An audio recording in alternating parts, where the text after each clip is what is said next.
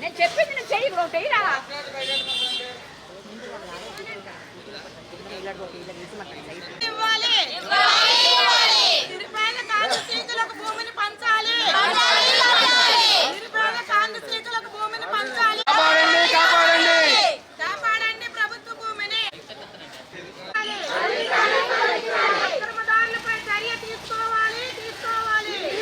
పట్టుకున్నామ్మా రావాలి రావాలి అక్రమాక్రమ అరెస్ట్ చేయాలి అరెస్ట్ చేయాలి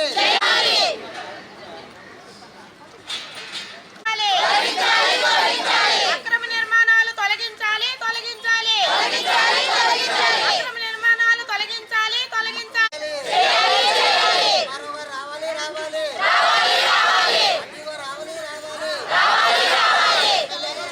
కొట్టాలి తలుపు కొట్టాలి అక్రమాలను తొలగించాలి అక్రమదారులు శిక్షించాలి అక్రమదారులు శిక్షించాలి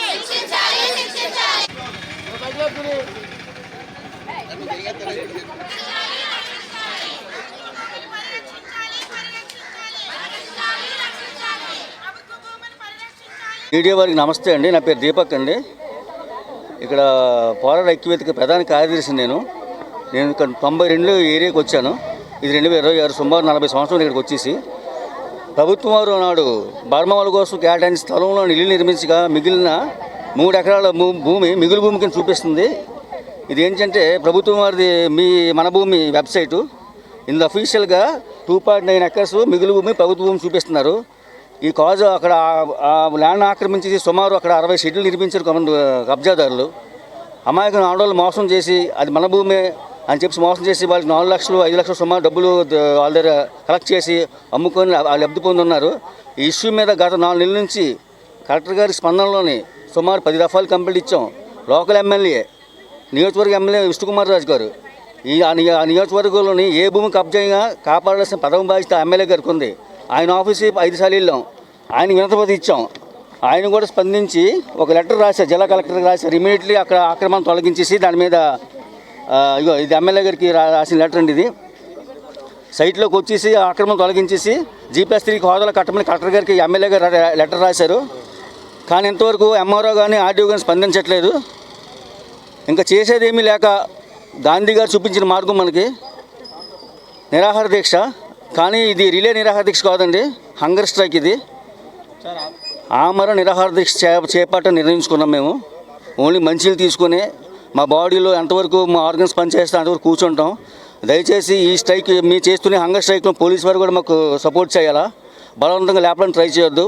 పోలీసు వారు కూడా కనీసం ప్రభుత్వ ఆస్తి అక్కడ అక్రమంగా నిర్మిస్తే వాళ్ళ మీద పిలిచి స్టేషన్కి పిలిచి బైండ్ ఓవర్ చేయట్లేదు. సిఐ గారు ఎస్ఐ గారు ఎవరు కూడా స్టేషన్కి కంప్లీట్ ఇచ్చున్నాం, కమిషనర్ గారికి పోలీస్ కమిషనర్ కంప్లీట్ ఇచ్చున్నాం. అంత దర్జాగా భూమి ఆక్రమించి ప్రభుత్వం ఆక్రమించేసి అమ్మేసుకుంటుంటే పట్టించుకుని నాదులు లేడా. 92 ఊరికి వచ్చాను నేను ఇక్కడికి. బయట వ్యక్తులు కొంత రౌడీ షీటర్ ఏకమయ్యి అక్రమంగా ఇల్లు నిర్మించుకున్నారండి. ఈ మ్యాటర్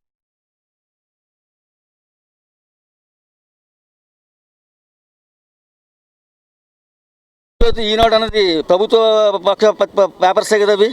అందులో వచ్చినా కూడా స్పందించాలి కదా లోకల్ ఆర్డీఓ కానీ ఎంఆర్ఓ కానీ. వాళ్ళు ఏమంటారు, మీకు అవసరం ఏంటి అసలు, ప్రభుత్వం ఆక్రమిస్తారు, మీకే సంబంధం, మేము చూసుకుంటాం అంటున్నాడు ఎంఆర్ఓ. అంటే ఆయనకి ఏమైనా వెనక నుంచి ఏమైనా వెళ్ళి ఏమో అర్థం కావట్లేదు నాకు. ఆయన కేర్లెస్కుంటున్నారు ఎంఆర్ఓ గారు. ఆర్డీఓ యాక్షన్ తీసుకుంటున్నారు ఆర్డీఓ గారు, కానీ ఆర్డీఓ గారు యాక్షన్ తీసుకుని చెప్పినా ఎంఆర్ఓ స్పందించట్లేదు, కలెక్టర్ గారు స్పందించట్లేదు. కాబట్టి మా ప్రాణం పోయినా లెగిసేది లేదు. ఇక్కడ నుంచి తక్షణం ఎంఆర్ఓ ఆర్డీఓ ఇక్కడ రావాలా, అక్రమంగా నిర్మించే షెడ్యూల్ కోల్చాలా, అప్పుడు మేము లెగిసేదండి. అంతవరకు మా హంగర్ స్ట్రైక్ కొనసాగుతుంది. దయచేసి పోలీసు వారు కూడా మా ఈ దీక్షకి సపోర్ట్ చేయాలండి. పోతే మా ఆరోగ్యం పోతుంది, పోతే మేమే పోతాం, మీకేం కాదు. మీకు ఏమైనా చేయదలుచుకుంటే అక్రమంగా నిర్మించిన షెడ్యూల్ నిర్మించిన 6 పేర్లు మీకు ఇచ్చున్న పోలీస్ స్టేషన్లోని 1 మంత్ బ్యాక్ వాళ్ళ స్టేషన్ పిలిపించండి, వాళ్ళ మీద సెక్షన్స్ బ్యాక్ చర్యలు తీసుకోండి, కేసులు కట్టండి. అంతేగాని ఎటువంటి తప్పు చేయకుండా కాము కూర్చొని స్ట్రైక్ చేసిన మీరు ఇబ్బంది పెడుతున్నారు. మీరు సీఏ గారు అంటున్నారు అక్కడికి వెళ్ళి జీఎంసీ కాడికి వెళ్ళి ధర్నా చేయమంటున్నారు. అది స్టేట్ ఇష్యూ లేదా జిల్లా ఇష్యూ? జిఎంసీకి వెళ్ళి స్ట్రైక్ చేస్తే ఎవరు గుర్తిస్తారండి అక్కడ? ఇది మా ఊరు, ఇది మా ఊరు సమస్య. ఎక్కడికి రావాలి? జిల్లా యంత్రాంగం మొత్తం ఇక్కడ రావాలా? మీరు వచ్చేసి తక్షణం అవి కూల్చాలా? కూల్చి గవర్నమెంట్ ఆ స్వాధీనం చేసుకొని G+3 హోదాలోని నిరుపేదలకి, ఆ లబ్ధిదారులకి, నిజమైన గాంధీ సీకులకి, వాళ్ళు పేదల 4 లక్షలు ఇచ్చిన పేదలు అడుగుతాడు అక్కడ. తక్షణం ఎంఆర్ రావాలా, ఆర్డీఓ రావాలా, అవి కూల్చాలండి. అంతకు మీరు లేసేది లేదు. పోలీసు వారు కూడా మా ఈ దీక్షను కొనసాగించే విధంగా మీరు హెల్ప్ చేయాలండి. బలవంతంగా లేకపోతే ట్రై